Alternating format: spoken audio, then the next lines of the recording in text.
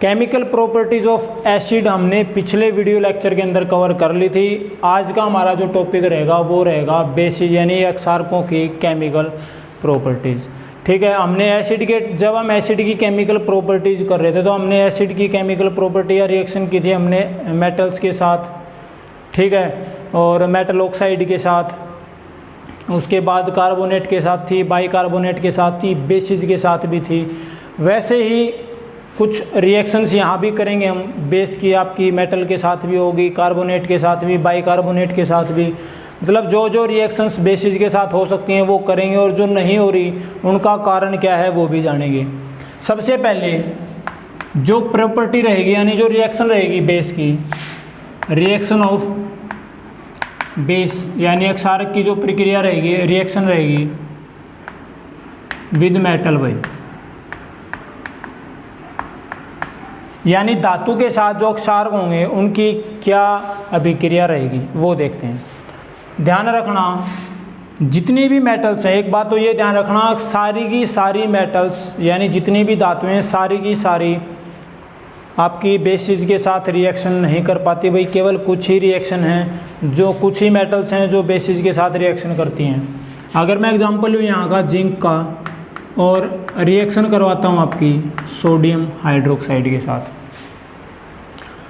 Zinc की reaction करवाई मैंने किसके साथ? सोडियम हाइड्रोक्साइड, यानी ये आपका हो गया मेटल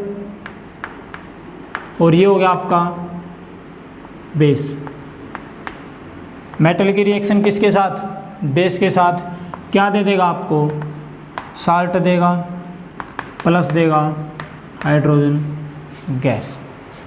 देखो क्या रिएक्शन बनेगी, Na2ZnO2, ये बनेगा साल्ट, प्लस में निकलेगी हाइड्रोजन गैस, और इसका नाम है भाई सोडियम जिंकेट। सोडियम जिंकेट, यानी कि जो बेस की रिएक्शन करवाते हैं मेटल्स के साथ तो बनेगा आपका साल्ट और हाइड्रोजन गैस बाहर निकलेगी। लेकिन ज़रूरी नहीं है कि जितने भी मेटल्स हैं वो सारी की सारी बेसिस के साथ रिएक्शन करें। सारी की सारी मेटल्स बेस के साथ रिएक्शन नहीं करती। क्यों नहीं करती? क्योंकि जो मेटल्स होती हैं, मोस्टली जो मेटल्स होती हैं वो बेसिक होती हैं भाई, और बेस है वो बेस के साथ रिएक्शन नहीं कर सकता। इसलिए अब बात उठती है कि जिंक कैसे कर लेता है फिर रिएक्शन। जिंक बेस के साथ रिएक्शन इसलिए कर लेता है क्योंकि जिंक है वो एम्फोटेरिक है। एम्फोटेरिक नेचर का मतलब क्या होता है? एक नया नाम निकल के आया भाई, एम्फोटेरिक। एम्फोटेरिक का मतलब है कि वो कोई भी धातु लगा ले, वो कोई भी पदार्थ जो अम्लों के साथ भी अभिक्रिया कर ले और अक्षारक के साथ भी अभिक्रिया कर ले, यानी जो एसिड के साथ भी रिएक्शन करेगा और बेस के साथ भी रिएक्शन करेगा वो कहलाएगा आपका एम्फोटेरिक। तो जिंक है वो एम्फोटेरिक नेचर का है, यानी जिंक एसिड के साथ भी रिएक्शन कर सकता है और बेस के साथ भी रिएक्शन कर सकता है भाई। तो जिंक ने बेस के साथ रिएक्शन की, क्या बनाया आपका सोडियम जिंकेट, और साथ में क्या निकल गई? Hydrogen gas. तो जब भी आप बेसिस की रिएक्शन करवाते हो मेटल के साथ, मोस्टली मेटल्स नहीं करती हैं रिएक्शन। क्यों नहीं करती? क्योंकि जो मेटल्स होती हैं वो बेसिक होती हैं, ठीक है। तो बेस है वो बेस के साथ रिएक्शन नहीं करेगा, कोई रिएक्शन नहीं देगा। इसलिए जिंक है वो करता है भाई, केवल कुछ ही मेटल्स हैं जैसे जिंक। जिंक क्यों करता है बेस के साथ रिएक्शन? क्योंकि जिंक है वो एम्फोटेरिक नेचर का है भाई, यानी ये एसिड के साथ भी अभिक्रिया कर लेगा और बेस के साथ भी कर लेगा। इसलिए ये रिएक्शन आपके भाई reaction of base with metals, ठीक है। उसके बाद दूसरी जो रिएक्शन आएगी, reaction of base with carbonate and bicarbonate.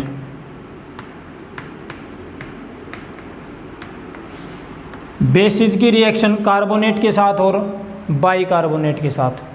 जब हमने एसिड की रिएक्शन करवाई थी कार्बोनेट और बाइकार्बोनेट के साथ तो आपको साल्ट मिला था, कार्बन डाइऑक्साइड गैस मिली थी और साथ में वाटर रिलीज हुआ था।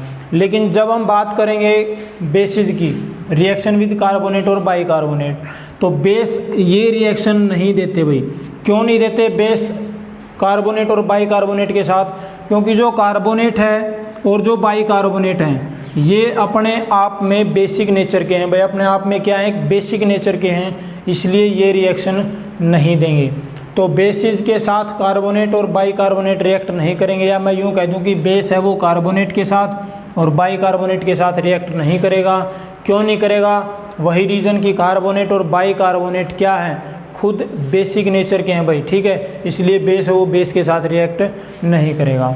उसके बाद नंबर 3 पे आता है भाई reaction with non metal oxide. Non metal oxide, जब हमने एसिड की रिएक्शन करवाई थी मेटल ऑक्साइड के साथ, शायद मैंने उस टाइम पे भी बताया था कि मेटल ऑक्साइड हैं वो बेसिक नेचर की होती हैं और नॉन मेटल ऑक्साइड होते हैं वो एसिडिक नेचर की होती हैं। तो नॉन मेटल की जब हम रिएक्शन करवाते हैं किसके साथ, नॉन मेटल ऑक्साइड की रिएक्शन करवाएंगे किसके साथ है, बेस के साथ, क्या बनेगा NaOH। मान लीजिए ये आपका बेस है और नॉन मेटल ऑक्साइड का मतलब मैंने यहाँ ले लिया CO2, समझ आ गई? क्या बनेगा यहाँ पे NaOH, बेस हो गया आपका, प्लस में CO2 कार्बन डाइऑक्साइड, ये होगी नॉन मेटल ऑक्साइड, ये हो गया आपका बेस, क्या दे देगा आपको, साल्ट देगा, प्लस में क्या देगा भाई, वाटर, प्लस में क्या देगा, वाटर। तो NaOH यानी बेस की रिएक्शन करवाई हमने, साल्ट और वाटर देगा। साल्ट क्या बनेगा यहाँ पे देखो NaCO3, Na2CO3 बनेगा, सोडियम कार्बोनेट प्लस वाटर आपका रिलीज हो जाएगा, ये है आपका साल्ट भाई जिसका नाम है सोडियम कार्बोनेट। तो जब भी बेसिस की रिएक्शन करवाते हैं नॉन मेटल ऑक्साइड के साथ, non metal oxide are acidic in nature, और एसिडिक नेचर में होगी तो बेस और एसिड साथ में रिएक्ट करके क्या कर देंगे, न्यूट्रलाइजेशन रिएक्शन।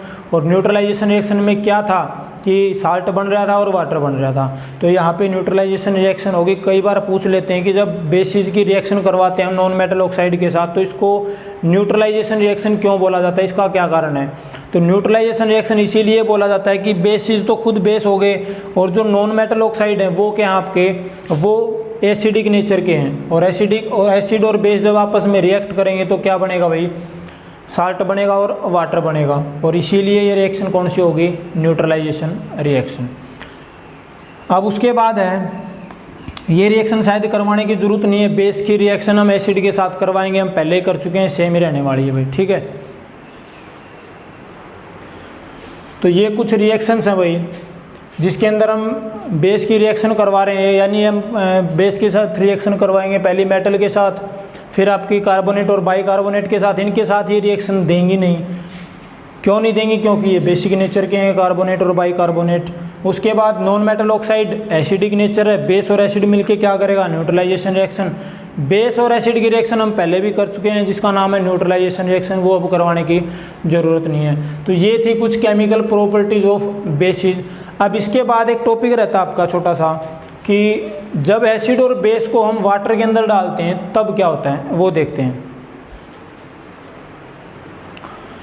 एसिड और बेस को जब पानी के अंदर डाला जाता है तब ये क्या रिस्पॉन्ड करेंगे भाई, क्या रिएक्शन देंगे? देखो एसिड को जब भी आप वाटर के अंदर डालोगे, एसिड को जब भी आप वाटर के अंदर डालोगे आपको क्या मिलेगा भाई, H+ आयन मिलेंगे, जिसको मैं कह दूँ H3O पॉजिटिव आयन्स, यानी हाइड्रोनियम आयन बोलते हैं। आपको ये आयन्स मिलेंगे भाई जब भी आप इसको पानी के अंदर डालोगे, क्या मिलेगा, हाइड्रोनियम आयन मिलेंगे। एग्जाम्पल ले लेते हैं HCl प्लस H2O, यानी ये हो गया आपका एसिड और ये हो गया आपका वाटर। जब भी एसिड के अंदर वाटर ऐड किया जाता है, वैसे तो वाटर के अंदर एसिड ऐड करेंगे हम, जब ये रिएक्ट करेंगे आपस में क्या मिलेगा भाई, H3O पॉजिटिव हाइड्रोनियम आयन हो गए, प्लस में क्या मिलेगा, Cl नेगेटिव।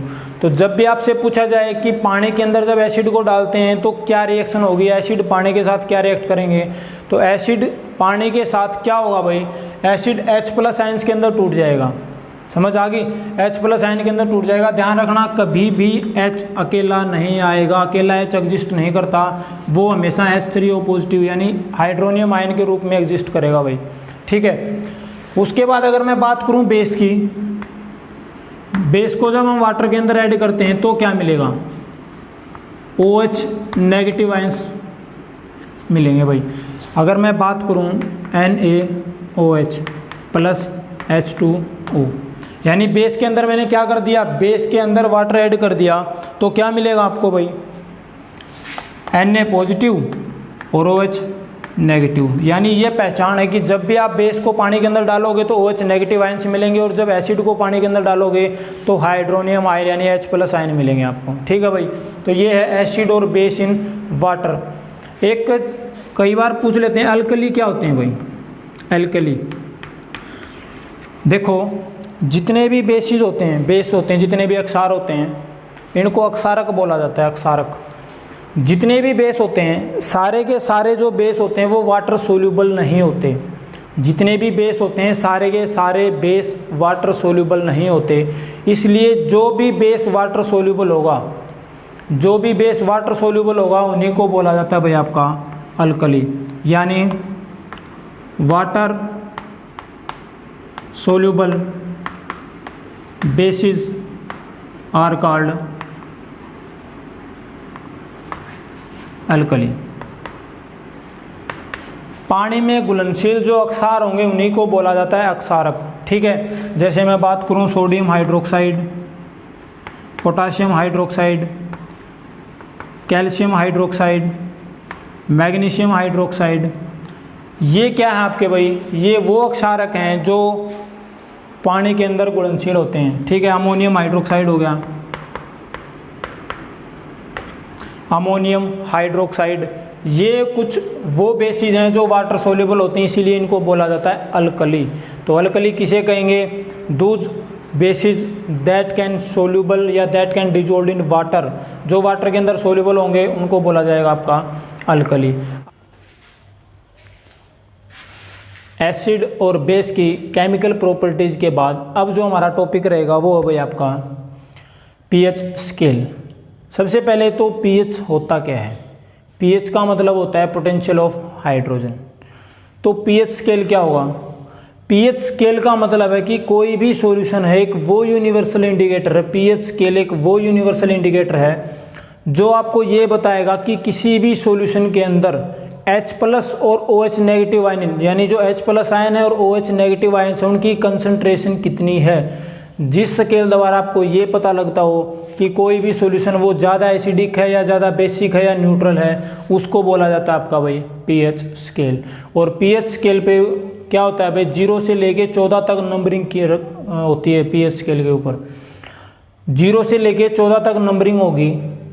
0 से लेके 7 के बीच में, 0 से लेके 7 के बीच में अगर पीएच मान आ रहा है तो सॉल्यूशन का नेचर कैसा होगा। अगर पीएच वैल्यू 7 आ रही है तो सॉल्यूशन कैसा होगा। और 7 और 14 के बीच में, यानी 7 से जब ज़्यादा आ रही है तो pH value nature of solution क्या रहेगा वो डिस्कस करेंगे। देखो 0 के और 7 के बीच में, 0 के और 7 के बीच में अगर पीएच आ रहा है, मान लीजिए आपके पास कोई सॉल्यूशन है और उस सॉल्यूशन के अंदर अगर हमने पीएच डाला, उस जो सॉल्यूशन था उसका अगर हमने pH वहाँ नोट किया, वहाँ पे पोटेंशियल ऑफ हाइड्रोजन अगर हमने नोट की, तो मान लीजिए वहाँ पे रीडिंग आ गई भाई उसके अंदर 6। ठीक है, 0 और 7 के बीच में अगर pH स्केल के ऊपर वैल्यूज आ रही हैं तो वो सॉल्यूशन रहेगा आपका, उस सॉल्यूशन का नेचर रहेगा आपका एसिडिक। 0 और 7 के बीच में इंक्लूड नहीं करेंगे 7 को, 0 और 7 के बीच में अगर कोई pH वैल्यू आ रही है आपकी किसी भी सॉल्यूशन की, तो वो जो नेचर रहेगा वहाँ पे उस सॉल्यूशन का वो रहेगा आपका एसिडिक। जैसे pH वैल्यू 7 आई, pH वैल्यू 7 आते ही क्या होगा भाई, आपका जो सॉल्यूशन है वो न्यूट्रल हो जाएगा। न्यूट्रल, ये लिखा हुआ न्यूट्रल, वो ना तो एसिडिक रहेगा ना ही क्या रहेगा बेसिक। तो किसी भी सॉल्यूशन की अगर pH वैल्यू 0 और 7 के बीच में आ रही है, यानी 7 से कम है तो वो एसिडिक होगा, 7 है तो वो न्यूट्रल होगा, और 7 और 14 के बीच में यानी ग्रेटर देन 7 है तो वो क्या हो जाएगा भाई बेसिक इन नेचर। ठीक है, अब उसके बाद क्या है, मान लीजिए 0 और 7 के बीच में लाई करें, क्या होगा अगर दो सॉल्यूशन ले लिए हमने अलग अलग, एक पे pH वैल्यू 5 आ रही है और एक पे pH वैल्यू 6 आ रही है। दो सॉल्यूशन लिए मैंने और दोनों के अंदर अगर हमने उनका पीएच नोट किया तो दोनों पे पीएच की अलग अलग वैल्यू है, एक पे पीएच वैल्यू 5 आ रही है, एक पे 6 आ रही है। तो एसिडिक नेचर किसका ज़्यादा होगा, which is more acidic solution. तो ध्यान रखना 7 से जब नीचे की तरफ आएंगे, 7 से जब इस साइड आएंगे पीछे की तरफ, तो यहाँ पे एसिडिक कैरेक्टर इंक्रीज होगा। ध्यान रखना ये बात, 7 से जब पीएच वैल्यू जितनी कम होगी एसिडिक कैरेक्टर उतना ही ज़्यादा होगा। समझ आ गई ये बात। यानी अगर पीएच वैल्यू आपकी, एक तो पीएच वैल्यू हमने ले ली 6, एक पीएच वैल्यू हमने ले ली 5 और एक पीएच वैल्यू ले ली हमने 3। अगर आपसे ये पूछा जाए तो सबसे ज़्यादा एसिडिक कौन सा होगा, तो सबसे ज़्यादा एसिडिक नेचर होगा आपका पीएच वैल्यू जिसकी 3 आ रही है वो, उससे थोड़ा सा कम एसिडिक होगा 5 वाला, और इन तीनों में सबसे कम एसिडिक नेचर किसका होगा, जिसकी पीएच वैल्यू 6 आ रही है। तो ध्यान रखना 7 से जब नीचे जाएगी पीएच वैल्यू तो एसिडिक कैरेक्टर इंक्रीज होगा, और 7 से जब ऊपर जाएगी पीएच वैल्यू, 7 पे तो न्यूट्रल रहेगा, ना तो एसिडिक और ना बेसिक, 7 से जब ऊपर जाएगी पीएच वैल्यू तब वहाँ पे जाके बेसिक कैरेक्टर इंक्रीज होगा। भाई ध्यान रखना ये बात, 7 से नीचे एसिडिक कैरेक्टर इंक्रीज, 7 से ज़्यादा बेसिक कैरेक्टर इंक्रीज। अगर पीएच वैल्यू किसी सॉल्यूशन की मान लीजिए एक आपकी 8 है और दूसरे की 12 है, तो विच इज़ मोर बेसिक, जिसकी पीएच वैल्यू ज़्यादा है 7 से ज़्यादा, 7 से जितनी ज़्यादा होगी वो उतना ही बेसिक होगा। ये 8 है और ये 12 है, इनमें कौन सी ज़्यादा है, 12 वाली। तो ये जो जिस सॉल्यूशन की पीएच वैल्यू 12 आ रही है वो मोर बेसिक होगा। तो ध्यान रखना पीएच स्केल होता क्या है, पीएच स्केल एक वो स्केल होता है जो किसी भी सॉल्यूशन के अंदर H+ आयन की कंसंट्रेशन कितनी है और OH नेगेटिव आयन की कंसंट्रेशन कितनी है इसके बारे में आपको बताएं। ठीक है, यानी कौन सा सॉल्यूशन है वो ज़्यादा एसिडिक है, बेसिक है या न्यूट्रल है, उनकी स्ट्रेंथ को बताएगा कि विच इज़ मोर एसिडिक और विच इज़ मोर बेसिक। समझ आ गई। तो वो स्केल कहलाएगा आपका पीएच स्केल। पीएच स्केल के ऊपर 0 से लेके 14 तक नंबरिंग होती है। 0 और 7 के बीच में, यानी 7 से अगर पीएच मान कम आ रहा है तो जो सॉल्यूशन होगा उसका नेचर आपका एसिडिक रहेगा, 7 के ऊपर क्या रहेगा, न्यूट्रल रहेगा, और 7 से अगर पीएच वैल्यू बड़ी आ रही है तो वो कहलाएगा आपका बेसिक नेचर। 7 से जितनी वैल्यू कम होगी वो उतना ही एसिडिक होगा, 7 से जितनी ज़्यादा वैल्यू ज़्यादा होगी वो उतना ही बेसिक होगा। ये बात ध्यान रखना। एक चीज़ और भाई, मोर is the concentration of H+ ion. कोई भी सॉल्यूशन है उसके अंदर जितनी ज़्यादा H+ आयन की कंसंट्रेशन होगी वो उतना ही ज़्यादा एसिडिक होगा, और किसी भी सॉल्यूशन के अंदर जितनी ज़्यादा OH नेगेटिव की आयन की कंसंट्रेशन होगी वो उतना ही ज़्यादा बेसिक होगा। तो ये बात ध्यान रखना कि जब भी कोई सॉल्यूशन आपके पास, उसके अंदर जितनी ज़्यादा H+ आयन की कंसंट्रेशन होगी वो उतना ही ज़्यादा एसिडिक, और जिसके अंदर जितनी ज़्यादा OH नेगेटिव आयन की कंसंट्रेशन होगी वो उतना ही ज़्यादा बेसिक। कभी कभार पूछ लेते हैं, एक जनरल सा क्वेश्चन बनता है भाई कि मान लीजिए आपके पास एसिड था, आपने एसिड ले रखा है किसी बर्तन के अंदर और उसमें आपने पानी डाल दिया, तो उसके पीएच के ऊपर क्या इफेक्ट पड़ेगा, पीएच बढ़ेगा या घटेगा। मान लीजिए मैंने कोई कंटेनर ले रखा है और उसके अंदर मैंने एसिड डाल दिया,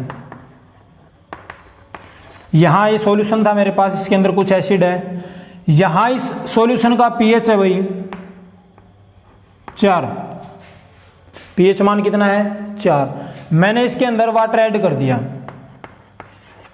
जब मैं इसके अंदर वाटर ऐड करूँगा तो इसके पीएच पे क्या इफेक्ट पड़ेगा और इसके एसिडिक कैरेक्टर पे क्या इफेक्ट पड़ेगा। देखना, ध्यान से सुनना। ये क्वेश्चन क्या है कि मान लीजिए आपके पास कोई एसिडिक सॉल्यूशन है, कोई एसिडिक सॉल्यूशन है जिसका मान क्या है भाई, पीएच मान कितना है 4।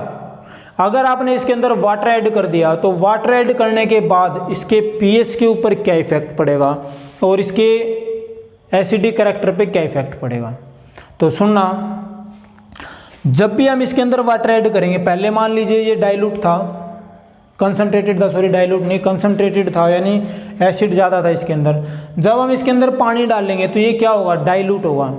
पहले मान लीजिए इसके अंदर H+ आयन की कंसंट्रेशन ज़्यादा थी, लेकिन जैसे जैसे पानी डालेंगे, जैसे जैसे पानी डालेंगे तो क्या होगा, इसका जो H+ आयन की कंसंट्रेशन थी वो धीरे धीरे कम होती जाएगी। एक छोटा सा एग्जांपल लो, आपके पास 100 ग्राम बिल्कुल गर्म पानी है, उबल रहा है बिल्कुल, 100 ml ले लो, 100 ml पानी है बिल्कुल गर्म, और उसके अंदर आप ठंडा पानी डालते जा रहे हो, थोड़ा सा ठंडा पानी डालोगे तो उसका टेम्परेचर पे थोड़ा बहुत इफेक्ट पड़ेगा, बहुत थोड़ा। जब आप लगातार बहुत ज़्यादा ठंडा पानी डालते जा रहे हो तो क्या वो उतना ही गर्म रहेगा वो सॉल्यूशन? वो जो 100 ml वाटर आपने बिल्कुल बॉइलिंग वाटर लिया था, क्या वो अब भी उतना ही टेम्परेचर रहेगा उसका? नहीं रहेगा। क्या हो गया कि जितनी उसके अंदर जो हीट, पहले उसका जो टेम्परेचर था, अब क्या होगा, टेम्परेचर डाउन आ गया। वही काम यहाँ होगा। यहाँ इसका pH मान था 4, H और नेचर कैसा था, एसिडिक।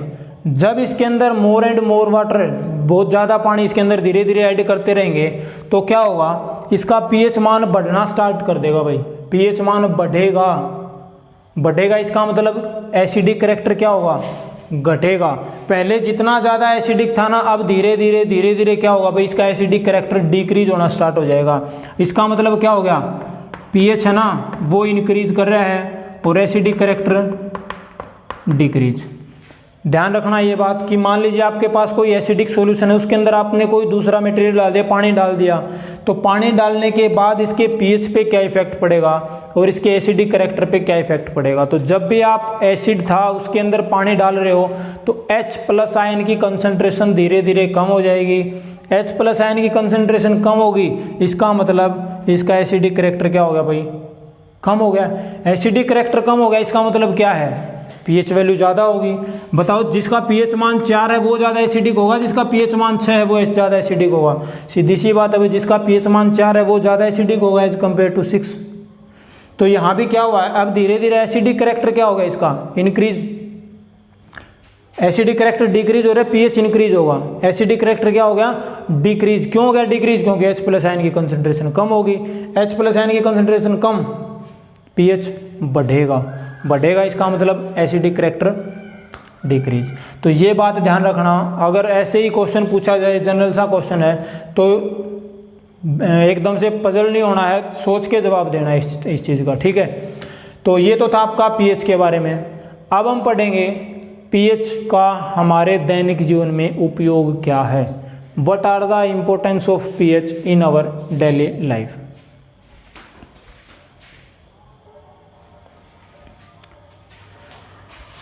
तो अब हम करेंगे importance of pH in our daily life, यानी pH का अपने जो डेली लाइफ है, अपना जो दैनिक जीवन है, उसमें क्या रोल है भाई pH का, कहाँ कहाँ काम में लेते हैं pH को। तो सबसे पहली बात, जो pH हमारे काम आता है वो इन आवर डाइजेस्टिव सिस्टम। जो pH है वो हमारे डाइजेस्टिव सिस्टम में काम आता है। देखो, अपना जो शरीर है वो लगभग 6 और 8 के बीच में, जो pH मान 6 और 8 के बीच में, यहाँ तक इस रेंज में काम करता है अपना पूरा शरीर। जब कभी भी pH वैल्यू इससे कम या ज़्यादा हो जाती है तो शरीर में कोई ना कोई दिक्कत होना स्टार्ट हो जाती है। तो सबसे पहला काम है in our digestive system. pH का डाइजेस्टिव सिस्टम में क्या रोल है। देखो, हमारे शरीर में जो हमारा एक ऑर्गन्स है जिसको बोलते हैं स्टोमक, उसका काम क्या होता है कि जब भी हम फूड लेते हैं, फूड को ग्रहण करते हैं, तो वहाँ पे क्या करेगा, स्टोमक में जैसे ही भोजन पहुँचेगा वहाँ भोजन को एसिडिक बनाया जाता है भाई। तो स्टोमक क्या करेगा, HCl जो हाइड्रोक्लोरिक एसिड है वो प्रोड्यूस करेगा और वो आपके फूड को क्या बना देगा, एसिडिक बना देगा, ताकि एक तो भोजन को पचाने में आसानी रहे, दूसरी बात जो बैक्टीरिया वगैरह होते हैं भोजन के अंदर वो मर जाएं।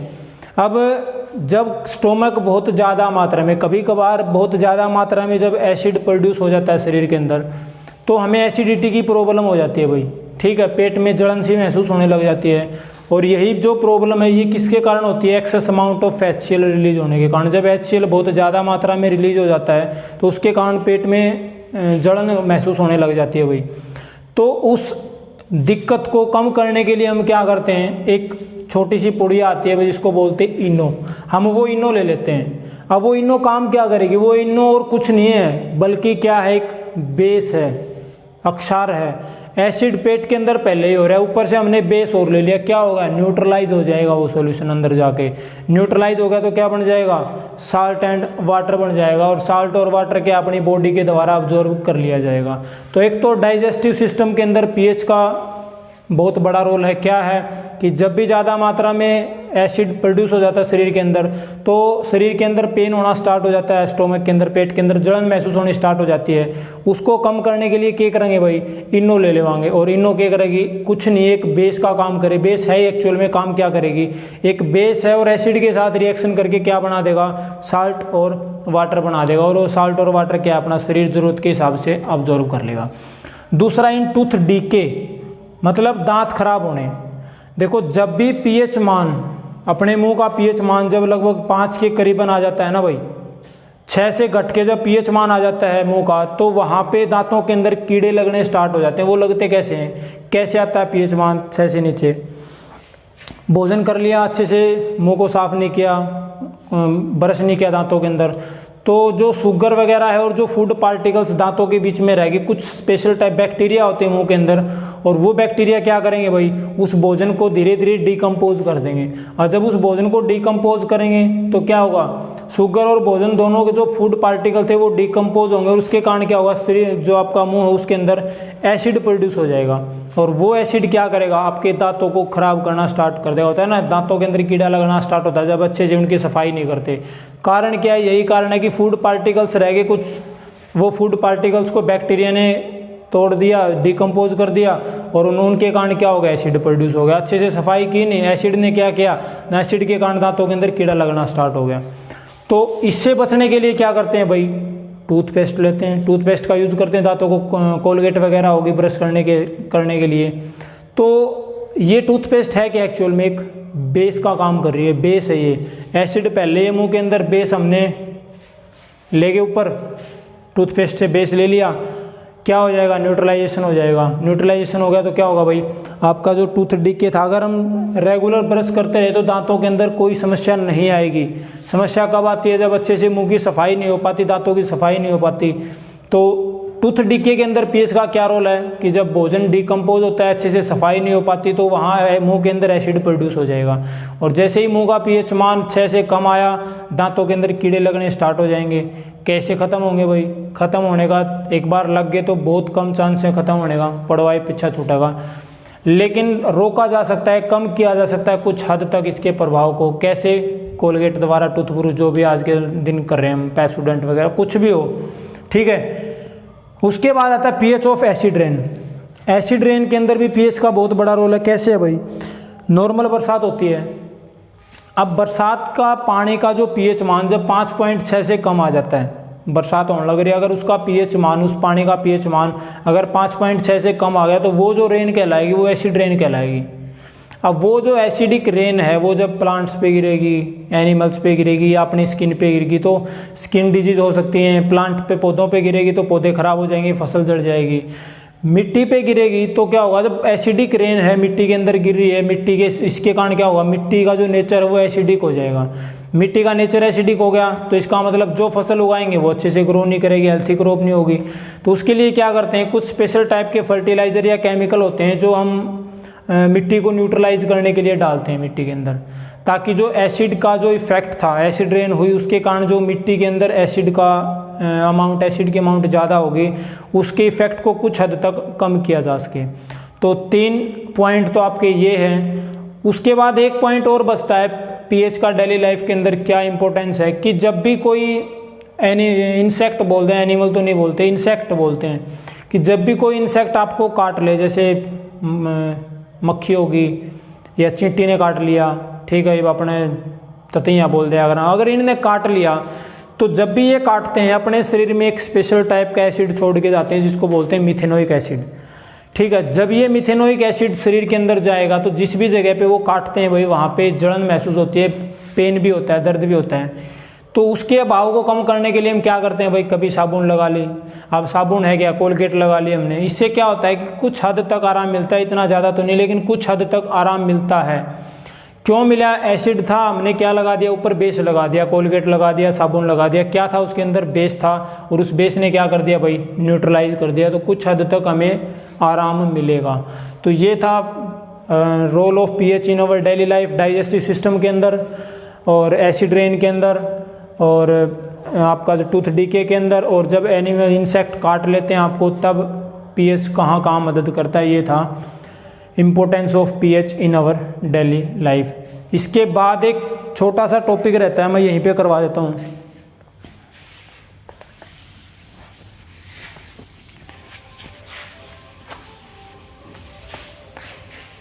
एक होता है स्ट्रॉन्ग एसिड,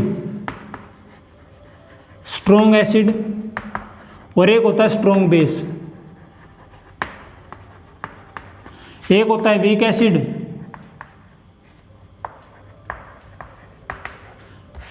और एक होता है वीक बेस। स्ट्रॉन्ग एसिड किसको बोलेंगे?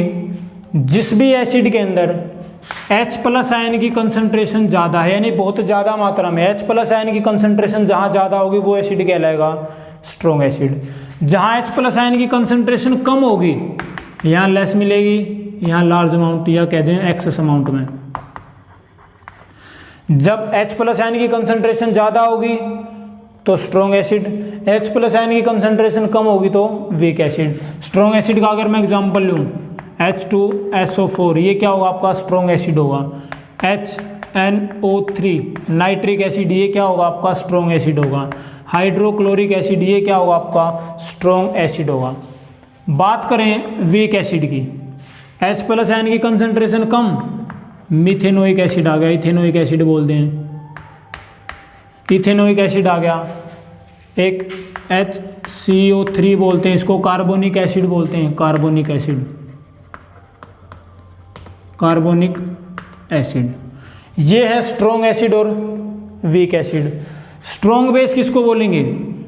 जहाँ पे OH concentration, OH negative ions की कंसंट्रेशन क्या हो भाई, कंसंट्रेशन ऑफ OH नेगेटिव वो क्या हो, बहुत ज़्यादा हो। OH आयंस की कंसंट्रेशन अगर ज़्यादा है तो वो स्ट्रॉन्ग बेस, और OH आयंस की कंसंट्रेशन अगर लेस है तो वो क्या रहेगा आपका वीक बेस।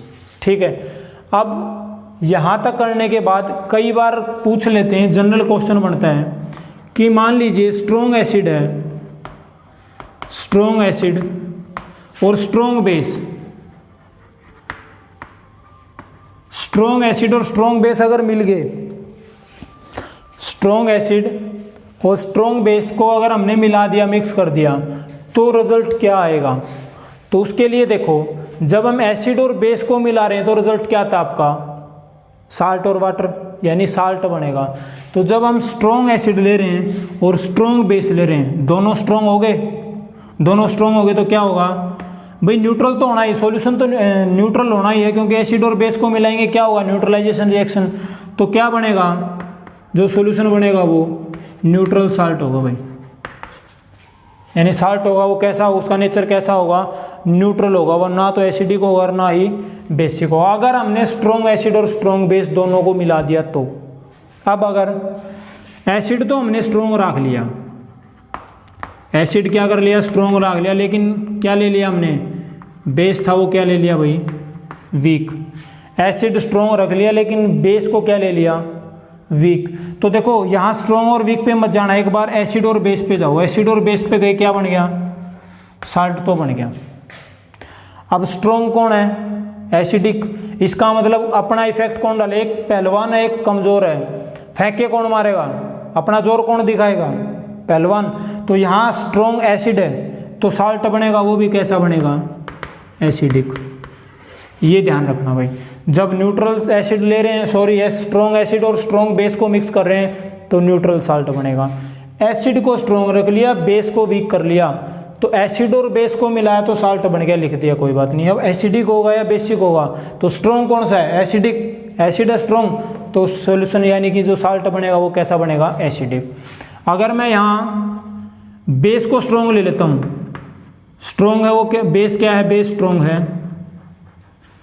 और एसिड कौन सा ले लिया भाई मैंने, वीक, वीक क्या ले लिया मैंने, एसिड। तो एसिड और बेस को मिलाया क्या बना, साल्ट बन गया।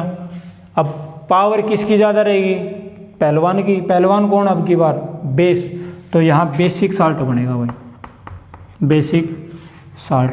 तो ये बात ध्यान रखना कि जब भी स्ट्रॉन्ग एसिड और स्ट्रॉन्ग बेस को मिलाओगे तो वहाँ पे बनेगा आपका साल्ट, तो बनना ही है, लेकिन स्ट्रॉन्ग हो गए दोनों तो क्या होगा, न्यूट्रल हो जाएगा सॉल्यूशन, न्यूट्रल साल्ट बनेगा। जब एसिड स्ट्रॉन्ग ले रहे हैं और बेस को वीक ले रहे हैं तो साल्ट कैसा बनेगा, एसिडिक। और जब बेस को स्ट्रॉन्ग ले रहे हैं, एसिड को कमज़ोर ले रहे हैं या वीक ले रहे हैं, तो वो कैसा बन जाएगा आपका बेसिक साल्ट। तो ये था आपका यहाँ तक एसिड और बेस के बारे में। अब हम करेंगे इसके बाद जो वीडियो आएगी हमारी, उसमें करेंगे साल्ट के बारे में, और साल्ट है क्या और कौन कौन से केमिकल्स हैं जो साल्ट द्वारा प्रोड्यूस होते हैं, उनका फार्मूला क्या रहेगा, उनका केमिकल नाम क्या है, मेथड ऑफ प्रिपरेशन क्या रहेगा और उनका कहाँ कहाँ यूज होगा। एग्जाम के अंदर मोस्टली यहाँ से क्वेश्चन उठता है भाई, जो साल्ट से प्रोडक्ट बनाते हैं 90% चांसेस हैं कि क्वेश्चन यहीं से उठते हैं। ठीक है, तो साल्ट से जो केमिकल्स बनेंगे, जो प्रोडक्ट बनेंगे, वो नेक्स्ट वीडियो में करेंगे। यहाँ तक अच्छे से कर लेना, उम्मीद करता हूँ समझ आ गया होगा। ठीक है, बाकी का करेंगे अगली वीडियो में। Thank you.